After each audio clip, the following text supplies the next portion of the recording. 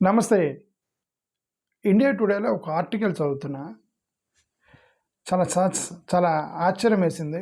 Surprising అనిపించింది. ఒక article చదువుతున్నా. ఆర్టికల్ అంటే it is news. It's not article, it is news, crime news. ఏమని చెప్పాడంటే ఈ ఆర్టికల్లో, ఒక మహిళ 52 సంవత్సరాల ఆమె, 80 సంవత్సరాలు వాళ్ళ అమ్మ ఇద్దరు కలిసి కాలువలో దూకారని. ఇక్కడ ఆశ్చర్యం ఏంటంటే 80 సంవత్సరాల ముసలామె వెళ్ళి కాలువలో, 80 సంవత్సరాలు అంటే అసలు ఆమె నడవగలదా? 80 ఇయర్స్ మహిళ నడవగలదా? ఆ ఏజ్లో కాలువ దాకా ఎందుకు వెళ్ళింది? ఎందుకు దూకారు 80 సంవత్సరాల ఆమె? 52 సంవత్సరాల 52 సంవత్సరాల అమ్మ, 80 సంవత్సరాల ముసలామ ఇద్దరు వెళ్ళి కాలువలో దూకారు. ఓకే, ఏం జరిగింది అనేది ఈ న్యూస్ ప్రకారం నేను మీకు చదివి వినిపిస్తున్నాను, వినండి. A tragic incident unfolded in Andhra Pradesh, Dr. B.R. Ambedkar, Konaseema district. Okay, 56 సంవత్సరాలు, నేను తెలుగులో చదువుతాను, ఇది ఇంగ్లీష్లో ఉంది. ఓకే, 56 సంవత్సరాల మహిళ, వాళ్ళ మదరు 80 సంవత్సరాలు, 56 ఇయర్స్ మహిళ, 80 సంవత్సరాలు ఇద్దరు కలిసి కాలువలో ఆత్మహత్య చేసుకొని చనిపోయారు. ఎందుకు అనంటే వాళ్ళను చూసుకోవడానికి ఎవరూ లేరు అనేది వాళ్ళ భయమట. 56 సంవత్సరాల మహిళకి చూసుకోవడానికి ఎవరూ లేరు.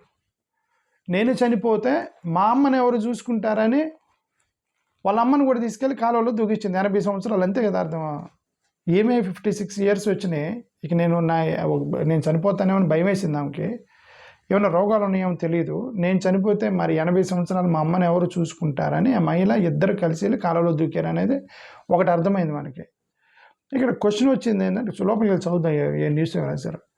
Incident took place near a village in Ravulapalem mandal. According to police, Meesala Suryavathi 56, her mother Vadapalli Burramma 80 సంవత్సరాలు. ఇద్దరు కలిసి సండే మార్నింగ్ ఫ్యామిలీ మెంబర్స్కి చర్చికి వెళ్తున్నామని బయలుదేరి వెళ్ళారు. అంటే క్రిస్టియన్స్ అని అర్థమైంది. ఇద్దరు మేము చర్చికి వెళ్తున్నామని చెప్పి పోయారట ఇద్దరు. మరి ఫ్యామిలీ మెంబర్స్కి చెప్పి వెళ్ళారు అంటే ఫ్యామిలీతో సత్సంబంధాలు ఉన్నాయని అర్థం, అంతే కదా. ఫ్యామిలీ మెంబర్స్కి చర్చికి వెళ్తున్నామని చెప్పి వెళ్ళారు అంటే అర్థం ఫ్యామిలీ మెంబర్స్తో సత్సంబంధాలు ఉన్నాయనే కదా అర్థం.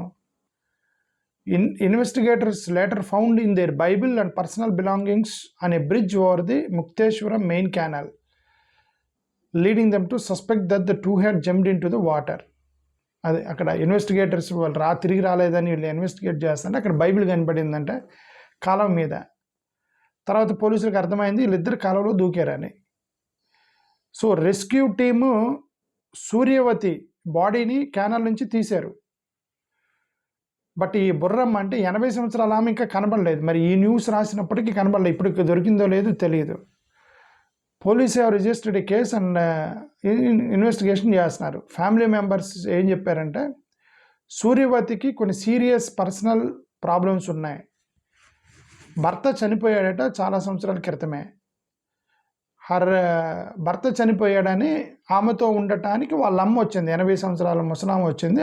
భర్త చనిపోయాడు, ఒంటరిగా ఉందని. ఆమెకి రిపీటెడ్గా రోగాలు వస్తున్నాయి. కళ్ళు కనబడతలేదట ఆమెకి.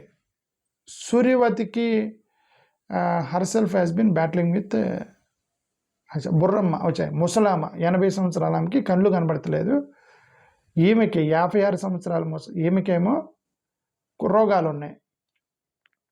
సో తర్వాత సూర్యవతి పెద్ద కొడుకు రోడ్ యాక్సిడెంట్లో రాజానగరంలో చనిపోయాడట. అతను రాజానగరంలో పెద్ద కొడుకు చనిపోయాడట. సో చిన్న కొడుకు కూతురు ఉన్నారు, ఇద్దరికి పెళ్ళయి ఉంది. రిలేటివ్స్ ఏం చెప్పారంటే, చాలా యాంగ్జియస్గా ఉంది, నేను చనిపోతానేమో, మా అమ్మని ఎవరు చూసుకుంటారని ఒక భయంలో ఉంది ఆమె. అందుకని ఇద్దరు వెళ్ళి అప్పటికి ఇద్దరు ముగ్గురు అంటే అప్పటికి 2-3 సార్లు అందట, నేను చనిపోతానేమో, మా అమ్మని ఎవరు చూస్తారు, మేమిద్దరం కలిసి చనిపోతాము, మా అమ్మ అనాథ అయిపోద్ది నేను చనిపోతే, అందుకని మేము చనిపోదాం అనుకుంటున్నామని చెప్పిందట అప్పటికే 2-3 సార్లు.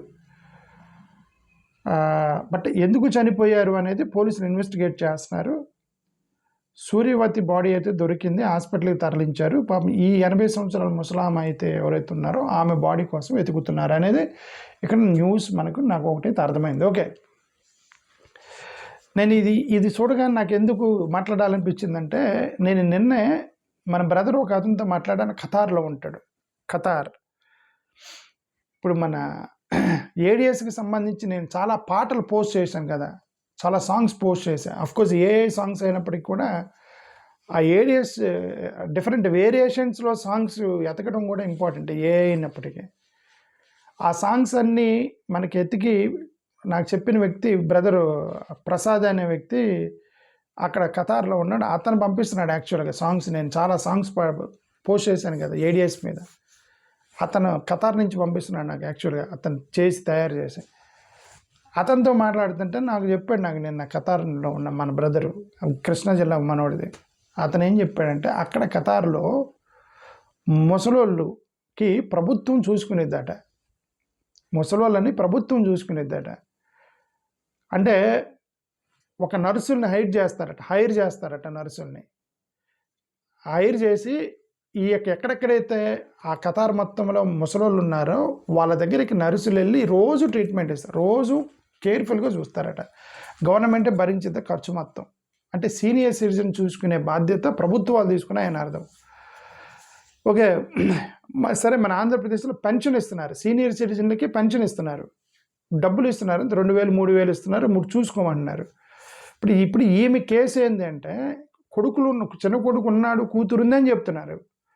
మరి ఉన్నా కూడా మరి నన్ను ఎవరైనా చూసుకుంటారా లేదా భయం ఏంటి, మా అమ్మమ్మని అంటే వాళ్ళ అమ్మని చూసుకుంటారా లేని భయం ఏంటి, ఆమె కిందకి చనిపోదాం అనిపించింది, వాళ్ళు సరిగ్గా చూసుకోలేదా, లేకపోతే ఈమెకి ఏమైనా సమస్యలు ఉన్నాయి అనేది ఎంటైర్ ట్రాన్సాక్షన్ మనకు తెలియనప్పటికీ కూడా ప్రభుత్వాలు నేనేమనిందంటే, ఈ ఎస్సీ ఎస్టీ సబ్ ఫండ్ ఏదైతే ఉందో ప్రభుత్వాల దగ్గర మనకి ఈ ఎస్సీ ఎస్టీ సబ్ ఫండ్ని ఇలాగా ప్రజలకి మనం జాగ్రత్తగా ఇట్లా ఖర్చు పెడతానికి ఆ సబ్ ఫండ్ని జాగ్రత్తగా ప్లాన్ చేయాలి. కానీ ఇప్పుడు ఏం జరుగుతుందంటే పొలిటికల్ స్కీములకి కన్వర్ట్ చేస్తున్నారు. దేశవ్యాప్తంగా జరుగుతుంది. దేశవ్యాప్తంగా ఏంటంటే ఏదో రాజకీయ నాయకులు గెలవడానికి ఓట్ల కోసం ఏంటంటే ఒక పెద్ద స్కీమ్ ఒకటి అనౌన్స్ చేస్తారు. ఇప్పుడు తెలంగాణలో సూపర్ 6, చంద్రబాబు నాయుడు గారు సూపర్ 6, తెలంగాణలో ఏదో రేవంత్ రెడ్డి ఏదో ఒక 6 ఏదో పెట్టాడు. ఓకే, జగన్ గారు నవరత్నాలు, నరేంద్ర మోడీ ఏదో పెట్టాడు, మొన్న కర్ణాటకలో కేరళలో ఏదో, ఇవన్నీ కూడా ఏంటంటే ఇవన్నీ కూడా రకరకాల స్కీములు పెడుతున్నారు. ఆ స్కీములు పెట్టి ఆ స్కీములకి కావాల్సిన డబ్బులని ఈ యొక్క ఎస్సీ ఎస్టీ సబ్ ఫండ్ని డైవర్ట్ చేస్తున్నారు. SC ST sub fund divert చేస్తే మరి ఇట్లాంటి స్పెషల్ కేసెస్ని ఎలా చూసుకుంటారు? షెడ్యూల్ క్యాస్ట్లో సీనియర్ సిటిజన్స్కి ఒక హాస్టల్ పెట్టాలి, లేదంటే చిన్నపిల్లలకి ఇంకొక స్కూల్స్ పెట్టాలి, లేదంటే ఈ షెడ్యూల్ క్యాస్ట్కి సంబంధించినటువంటి చిన్నపిల్లలకి సంబంధించిన నియోజకవర్గానికి ఒక హాస్టల్, నియోజకవర్గానికి ఒక స్పెషల్ స్కూల్, వీటి కోసం కదా సబ్ ఫండ్ పెట్టేది. ఇవన్నీ పోయి పొలిటికల్ స్కీమ్కి డైవర్ట్ అయిపోతుంది. దానికే సరిపోవట్లేదు వీళ్ళకి దగ్గర డబ్బులు. ఇవన్నీ ఎవరు చూస్తారు? ముసలోళ్ళని ఎవరు చూస్తారు? అదే బాధ వేస్తుంది. ఎందుకంటే అంటే నన్ను ఎవరు చూసుకోరనే బాధ చాలామంది తల్లిదండ్రుల్లో ఉంది. అది చూడాలి. ఇంక బాధాకరమైన విషయం. సాధ్యమైన వరకు ఇట్లాంటి మరి ఏం చేయాలనేది మనం ఏం చెప్పలేని పరిస్థితిలో ఉన్నాం. ఓకే, ప్రభుత్వాల దగ్గర ఎంతమంది ముసలివాళ్ళని చూసుకుంటామని అనవచ్చు. ప్రభుత్వాలు ముసలివాళ్ళు మొత్తాన్ని మేము కొడుకులు చూసుకోవాలి కదా, కొడుకులు చూసుకోవాలి. మేమెందుకు చూడాలి? గవర్నమెంట్ అనేది మరి కొడుకులు పే చేసిన ట్యాక్స్లే కదా. వాళ్ళు ఎక్కడెక్కడ ఉద్యోగాలు చేస్తూ ఉన్నప్పుడు ఎక్కడెక్కడ ముసలివాళ్ళు మేము గ్రామీణ ప్రాంతాల నుంచి రామంటారు కొంతమంది. గ్రామీణ ప్రాంతాల నుంచి మేము రాలేమని, మేము ఇక్కడే ఉంటాం, ఇక్కడే పుట్టే ఇక్కడే పెరుగుంటాం. కొడుకులు ఎక్కడెక్కడ ఉంటారు. ఓకే, డబ్బులు పంపిస్తారు. బట్ మెడికల్ ఫెసిలిటీ ప్రభుత్వం ఇవ్వాలి కదా. మెడికల్ ఫెసిలిటీ అనేది ప్రభుత్వాలు ఇవ్వాలి. నర్సుల్ని, డాక్టర్లని గ్రామీణ ప్రాంతాల్లోకి పంపించి జాగ్రత్తగా చూసుకోవాల్సిన బాధ్యత ప్రభుత్వాలదే. మేబీ బహుశా మీరిద్దరు చనిపోవడానికి వాళ్ళలో కాన్ఫిడెన్స్ బిల్డ్ చేయటంలో ఫెయిల్ అయ్యింది వ్యవస్థ కాన్ఫిడెన్స్ బిల్డ్ చేయటంలో ఫెయిల్ అయింది. ఒక మదర్కి, ఒక తల్లికి, ఆ తల్లి వాళ్ళ తల్లికి 80 సంవత్సరాల వయసులో సూసైడ్ అంటే ఇంక జస్ట్ ఇమాజిన్ దట్. ఓకే, దారుణమైన విషయం. థ్యాంక్ యూ, నమస్కారం.